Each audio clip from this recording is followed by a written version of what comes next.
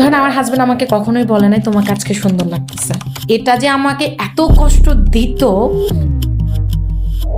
আপনার কাছে কি এটা মনে হয় যে প্র্যাকটিক্যাল নলেজ আপনার কাছে যে আছে, যে নলেজের ভান্ডার আছে, যে মেধা আপনার কাছে আছে, সেটা আপনি ঠিকঠাক মতো ইউটিলাইজ করতে পারছেন?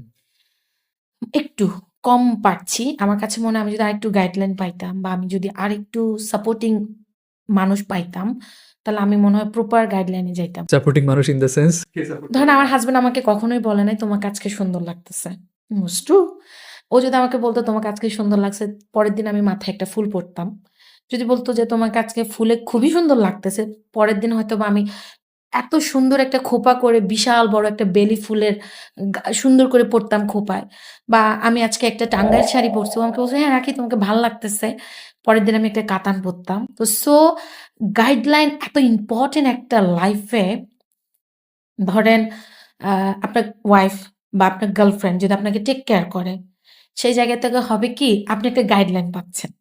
যে আমি এই গাইডলাইনে যাই, আমার গার্লফ্রেন্ড বা আমার ওয়াইফ আমাকে সাপোর্ট করতেছে।